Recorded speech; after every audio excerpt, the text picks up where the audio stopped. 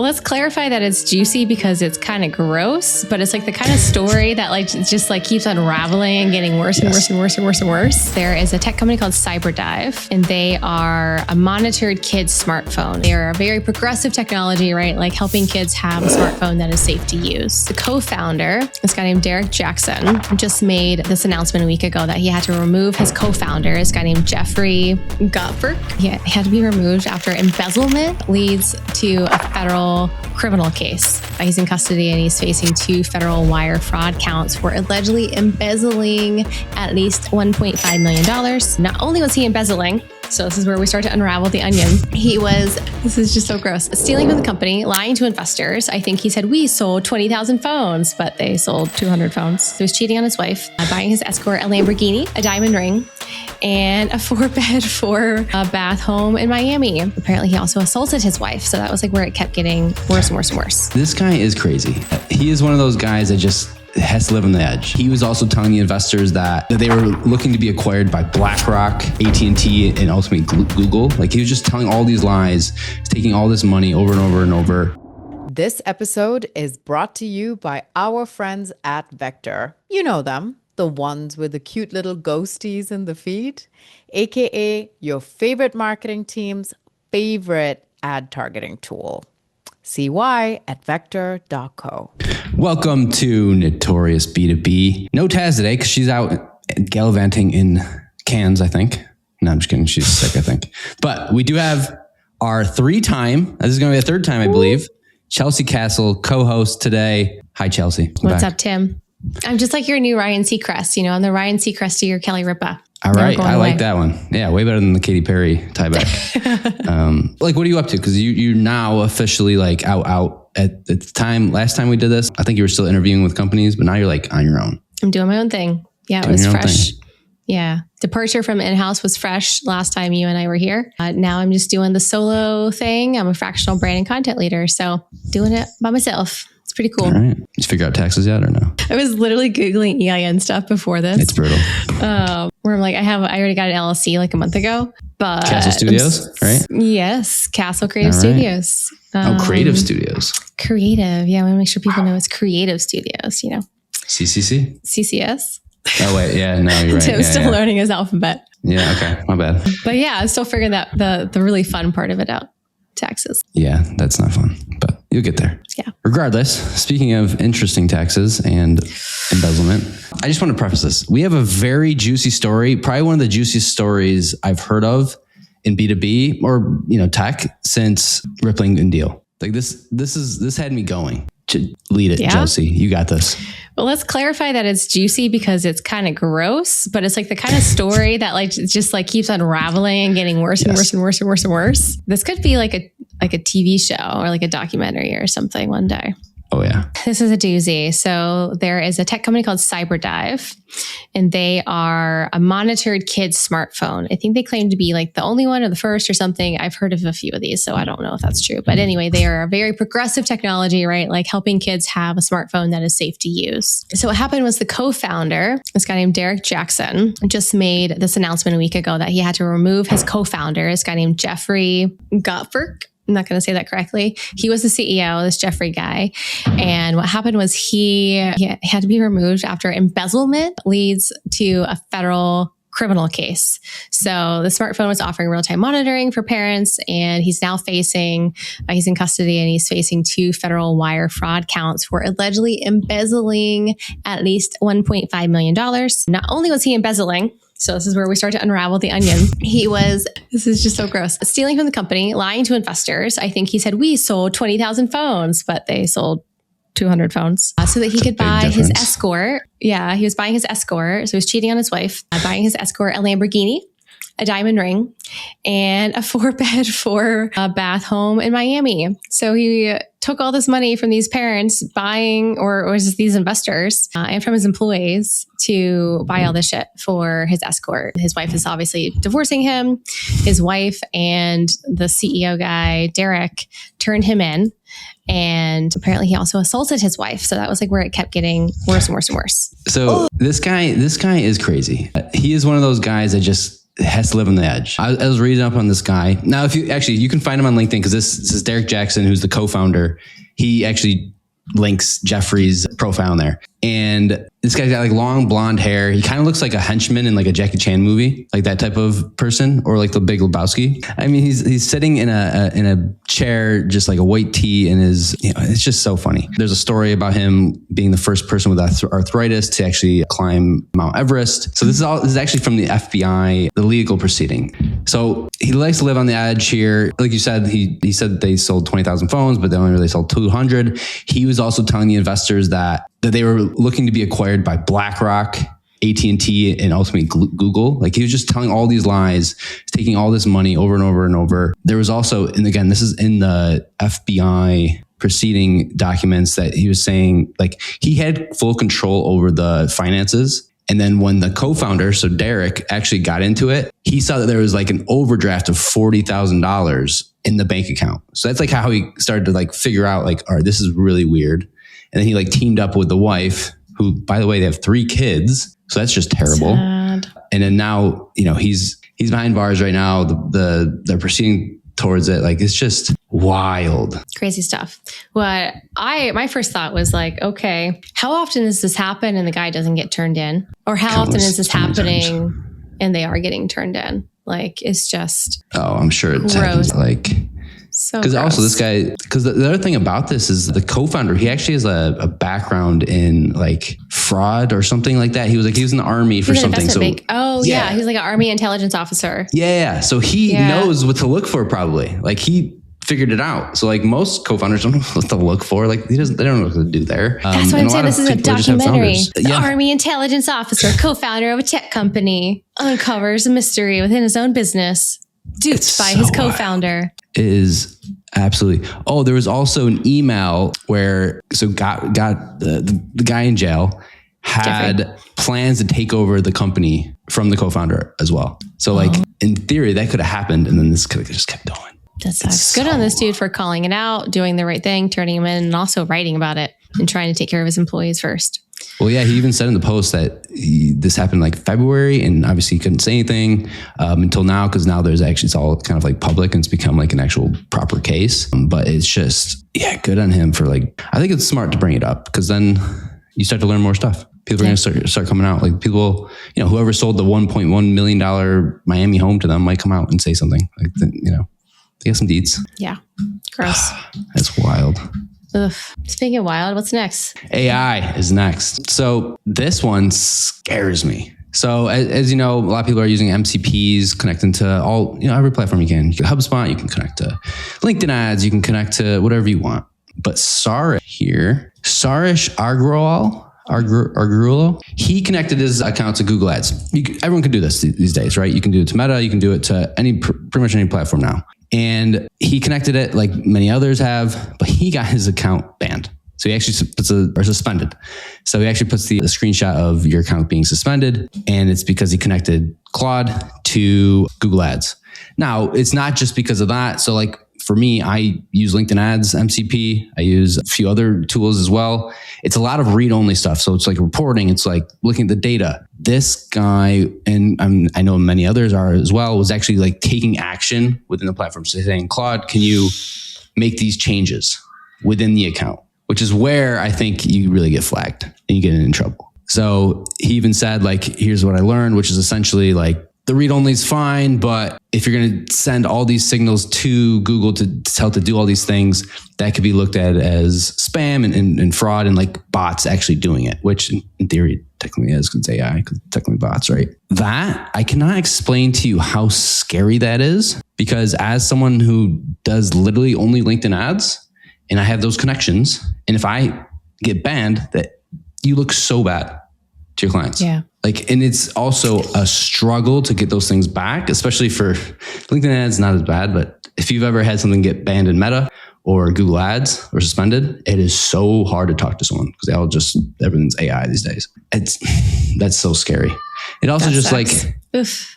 We're so okay with giving access to AI, but like, it's not always things are going to happen. Well, I appreciate the fact that there are guardrails, at least from LinkedIn, although it's a little funny, like tech wants us to use their tech, like AI, but then but not like that. Like there aren't really regulations, there aren't really rules, but I guess like it's nice that LinkedIn is enforcing some sort of rules there, but that is very scary. So it's also nice that he shared that, because he could have been embarrassed and not shared it, right? And now at least, we're learning from it. Like that's helpful. But here's my question though, because like this is not my world. Like I do content and stuff. So it says it's suspended, but there's a difference between suspension and banning. Banning to me is like you're done, like you're donezo. Suspension, like he can't come back from that, right? Even though it's embarrassing. Right? Or no? You can get it overturned if it's banned. Okay. But yeah, I think to your point, it might have been for the hook. But he mentions Google ads account got banned, and then the actual screenshot does say suspended. Yeah, so suspended is technically a little bit less alarming. Yeah, it even says my account got shut down, which I guess technically it is if you're suspended. There might also not be a difference to them. Well, it does say suspicious behavior. So yeah, I think to your point. But you could, even if you're suspended, though, you can. I know of people who have gotten their accounts. You just don't get access back. That's wild. It's not good so at all. What's also scary about that, though, because he's like, Google's system flagged the API activity as suspicious, where maybe you aren't using it the way he did. Like maybe you are using it the way that you are. But I would assume Google's system that's flagging these things is also AI or has AI incorporated, which can make mistakes, but also humans can make mistakes. Like that just to me opens up a little bit more risk if you're using it like MCPs in this way, that even if you are using it within their guardrails, they can still flag you, right? I assume they could, just like people would get flagged. I think it happened to me maybe once. Like I was using Shield, and Shield, if you're familiar, like shut down, but they were doing LinkedIn analytics. There's no automation. There's no like actions on your behalf. But even just like not connecting a tool, if you're just commenting a lot, like people can get flagged for normal behavior. So I think to me, my takeaway from this is that even if you're using it correctly, because it's AI, because it's an MCP, it's still a little risky, right? Well, yeah, I mean, that's the issue, because it's not, when you're getting suspended or flagged, the reason it's getting flagged is because it's an automation on their end that's flagging it. Like, so it could be in wrong, it could be in right. Like it could be, it's both ways. It's not like a person reviewing everything. Oh, this looks bad, let me just flag them. It's all automation. And then you have to wait until the human review, essentially, which, yeah, to your point, maybe you're not making changes within the account, but you're asking it for all this data over and over and over again. That's a ping, ping, ping, ping, ping, ping. That also looks like automation. So now I'm scared. I'm honestly, I'm really scared. Like this really scares me. You should maybe just do things the old fashioned way, Tim, with your hands and your brain. That's the other problem though. I can't go back. Does it make that much of a difference, the MCP, when you're? Yes. It does. Yeah. Not only from the time saved, just the prettiness of it. It looks so much better. Now, okay. I can appreciate now I think about that. it though, in theory though, I could just use a CSV and upload it to Claude. It's not that bad actually. Because I had the template in place. It's just the data. But like for real time stuff, it's really annoying. Yeah, I can see that. Yeah, I can't go back. Something worth weighing the risk. It's definitely making me think. Speaking of Claude, we've got some more Claude news. Is this now a AI only podcast? I feel like sometimes. Unfortunately. But it's the world we live in. So our good friend, Melissa Rosenthal, CEO of Outlever, and recently launched State of AI. I'm sure you've seen it because her and her team are incredible, just pumping out this content every day. Anthropic is now going to require users to scan your passport and verify your identity.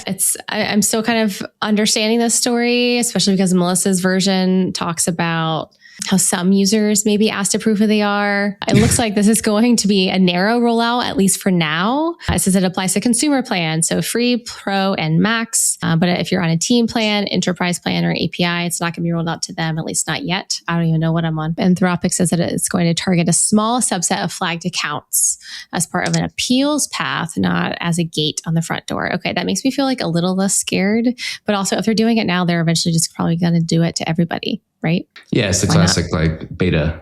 Here's the beta rollout, and then. But my thing about the passport is though, not everyone has a passport. Well, you all have to do like a face scan. It says like some sort of like verification of your identity through another method and a face scan. Yeah. Oh yeah, because it'll say government ID, so you could just have license.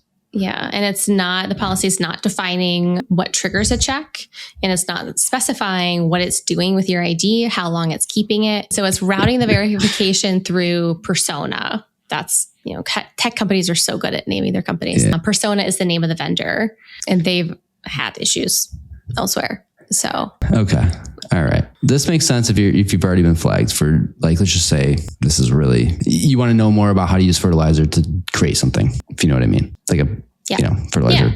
Yeah. That's why you have to use your ID when buying fertilizer.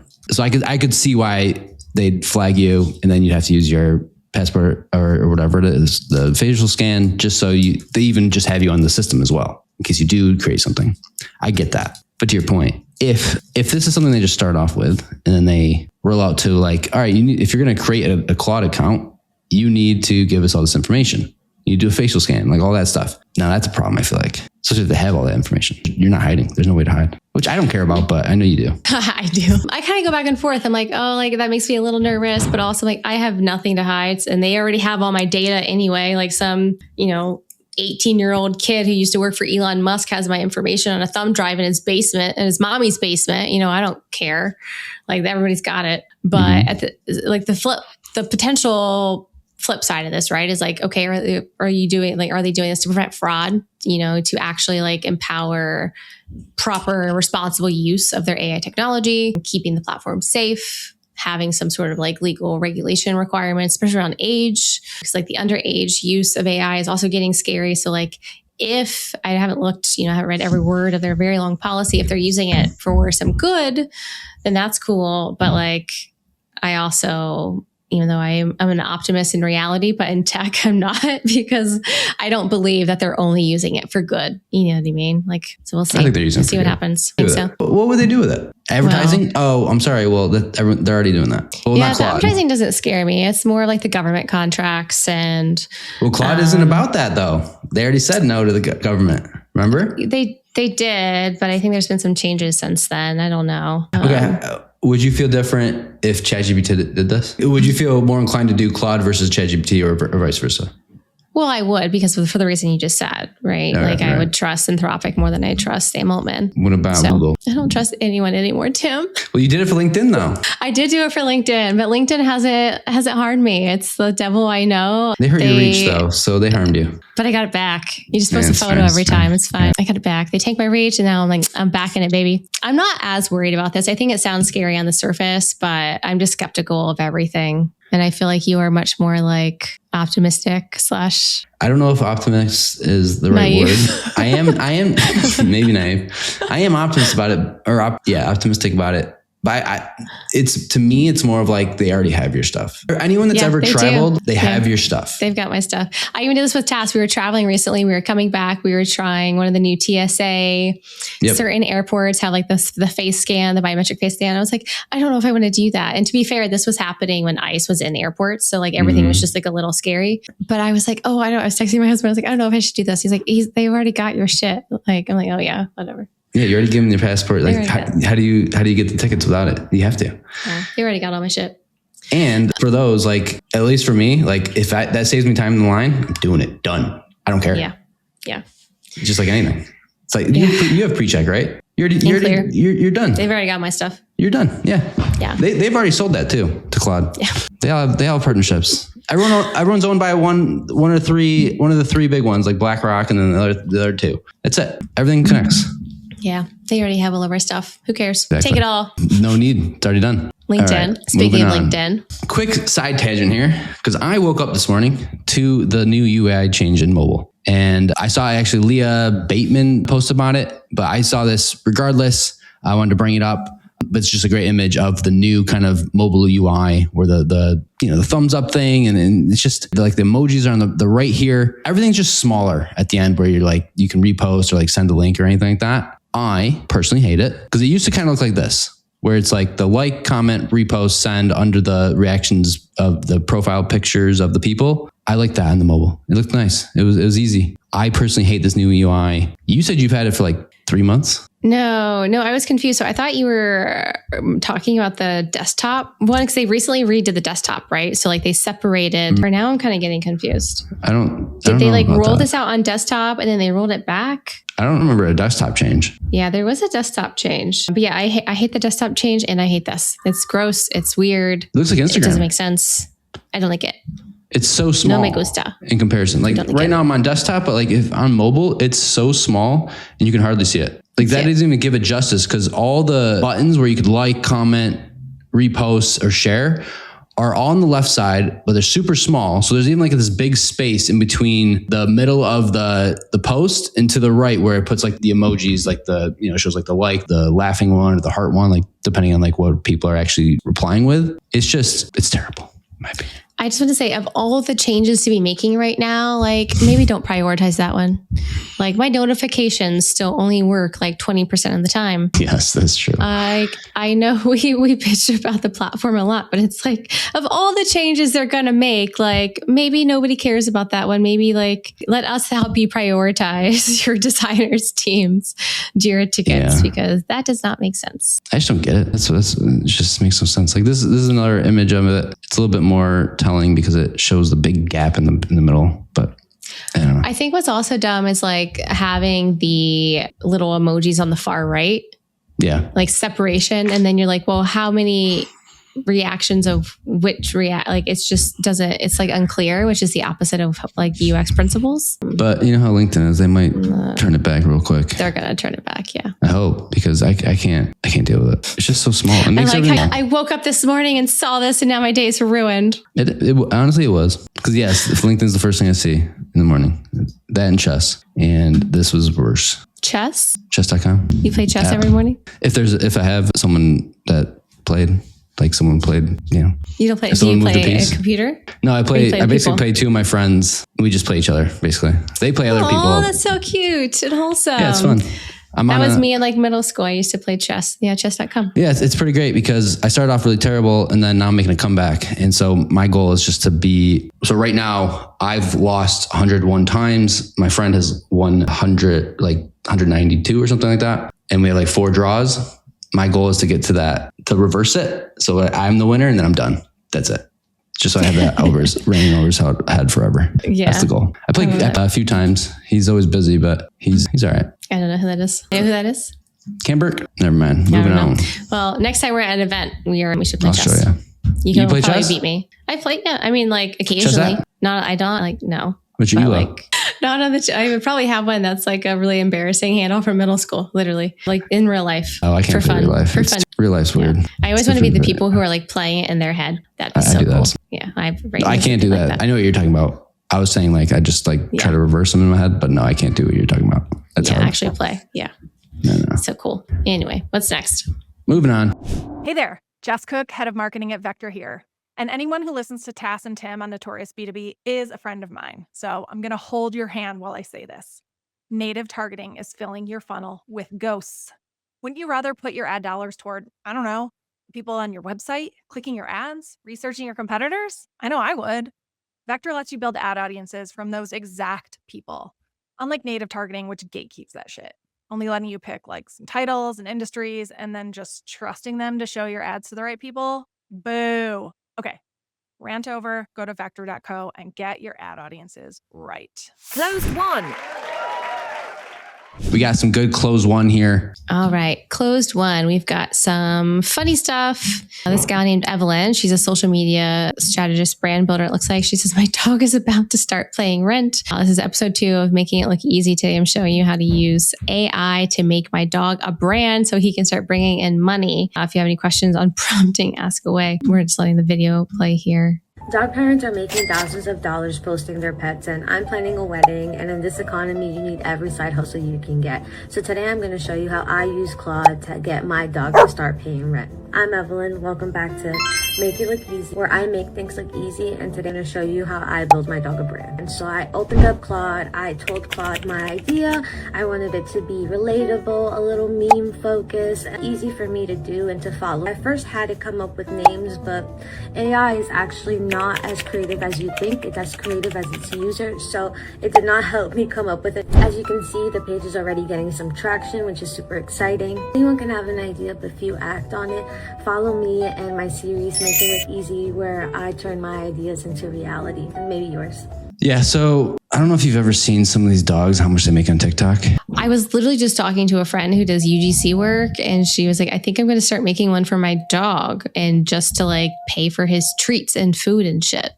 It is wild. It is absolutely wild. But I love this because she's showing you, like how to use Claude to make it look easy. That's a brilliant name for a series, social series, by the way. It's adorable. Well, that's the thing. Dogs are adorable. You can't hate on dogs. Well, some people do, but like dogs, it's so wild how much they can make. Like on a TikTok or like something like some of them are just making so much because every dog brand's got money. People love to spend and they'll do it. Yeah, we love our pets. Yeah, we love our pets. I also think that I would be completely okay if social media was only pets, only animals. Like just show me the animals at the zoo and cat videos.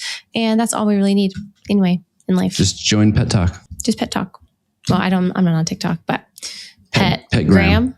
Yeah, The next hilarious post for the week is from my dear friend and former colleague, Madeline Work. I'll read some of this for anyone who's not watching the video. She says, the M- is dead. The rule of 3 is dead. It's not blank. It's not blank. It's this is dead. 3 bullets are dead. The semicolon, capitalization, periods, proper spelling. It's all dead. And she's like, guys, like, are we playing? Like, I think it's safe to say the English language is alive and well. For me, the only rules about AI and writing are don't plagiarize and don't ask AI to think for you.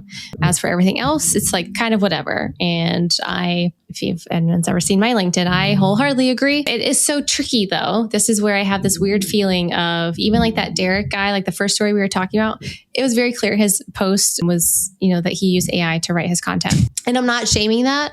It was just kind of clear. And I think I'm kind of getting at a point recently where I'm like, I'm just so over calling it out because it's obvious and people are going to think and feel whatever they want. And for him, that's a really difficult thing to write. So I don't blame you at all for using AI to help you tell that story because wow, that must have been freaking hard. So no shame, no judgment. But it's like when I see some of these things, I do kind of roll my eyes or I do I'm just like, ugh, like even in my writing, I don't really second guess like semicolons or capitalization or periods or lowercase or like the M-. It's really just like certain words and phrases and like the it's not blank, it's this. Like if that ever comes up when I'm naturally writing, I'm like, is there a better way to say it? Just because now it's made it feel icky. But in general, like Madeline makes a great post here where it's like, just write however you want to write. And if you're doing the writing, you're doing the writing and that's all that matters. What do you think, Tim? I agree. And I honestly didn't know anything about M-dashes until AI, the whole thing about on LinkedIn. I'm like, oh, if you weren't using M-dash, you're using AI. I honestly didn't know anything about M-dashes. Never used them in my life. But you've seen them. I didn't, but I never thought anything of it. Like I know there is like books from like 1970s that have M-dashes in them. I know that's a thing. But what I do know also is that no one writes with 2 to 3 word sentences consistently. No freaking shot. Yep. You don't see that in books. Once and twice. Yes, fine. It happens. But consistently, there's no shot you're doing that. That's an AI riddled thing that has probably been taken from LinkedIn crap posters. And then now it's just a recycling thing. I have a theory on that because I actually wrote something the other day that followed the model of like kind of like 3 punchy lines all together. And I think they actually stole that from like ad copy. Like think about like Ogilvy and some like very punchy like ad copy. I think it's almost because we know that AI is like trained on human content. I think it's derivative of ad copy is my theory. And it doesn't know how and when to apply it. And it doesn't know how to do it well. But what you were just saying, like no one really writes like that in like a natural flow in like a paragraph, but that's ad copy. So it's like trying to like apply that like punchiness in the wrong way because it's AI. That's my theory. Yeah, I mean, that's a good point. But like, if that is true, then it just needs to understand when to use it because that makes complete sense when you got a picture of a car and you got 2 sentences. Makes 3 sentences tops. Makes sense. But like when you're trying to write like freaking paragraph or paragraph or paragraph, like try to read a book where it's just 2 to 3 word sentences. It's so hard. You can't. Not a thing. Go crazy. Unless it's like a level 1 kids book. Those actually drive me crazy. Where it's like blank. Brown bear. What do you see? Daniel said hi. Daniel. I'm just like, oh my God. That's fair. Okay, that's fair. And maybe it's going off of that. Maybe it's just got a bunch of Miss Rachel content. That's the problem of it. Last but not least, thought this was hilarious. I know it's not true, but it's hilarious. Renee hilarious. Shaw, absolute hilariousness. She's always on the show, but she puts a screenshot and says, I messed up, changed my profile pic name to Claude, aimed to spy on our company's secrets in Slack, got roasted instead. So it's a screenshot of a potential conversation where it says Claude. So she puts a post out, Claude, and said today at 10:45 a.m., Hi there, I'm Claude, and I'm ready to answer any questions you may have, smiley face. Simply at Claude, here in this thread, your questions and data are private and not shown to others, and I'll see how I can help. Jay from her team. At Claude, how can we help our social teams do a better job? Hi, Jay. Great question. Honestly, one I've asked myself often. Social teams are often known for not seeming like they have clear direction or strategy, and at TLDV, that's no exception. I suggest you stay in your fudging lane in customer success. Hope that helps. I laughed so hard when I saw this, and I'm laughing so hard now. Just absolute hilariousness. It Not was- only like that could have gone so many different ways, right? She could have made it look like she was amazing or hilarious or doing great work, but she made it like roast her, and that was just so good. It was hilarious. Self-deprecation. I'm jealous I didn't think of it. That's how funny. Yeah. Like, it was really funny. I feel that way about everything she does. Like, oh, Yeah, why didn't I it's think of that? actually true. didn't I think 1.5 of that? likes too. Went crazy. People loved it. It's a funny just wanna stunt though, laugh. also, because you could Yeah, it's you really could in good. theory in Slack just change your profile picture to Claude, and then change your name to Claude. Like if you started a new company, that'd be kind of funny. I'll do that with my clients. Just to see what happens. Just kidding. All right, This is great. That's it for Notorious B2B. Chelsea, thank you for coming on Castle Content Studios, right? CCCS. Yeah, you can just look me up by my name though. Chelsea Castle. Yeah, that's fair Just enough. use my name. Yeah. Thanks for having me. Short and sweet today. Good stuff. All right, retention rate. Hey, big shout out to Vector for sponsoring and for giving marketers one less thing to swear about, because nothing spikes your blood pressure like targeting that doesn't target. Am I right? Build audiences by name at vector.co. Your swear jar will thank you. I promise. Go check them out. Vector.co.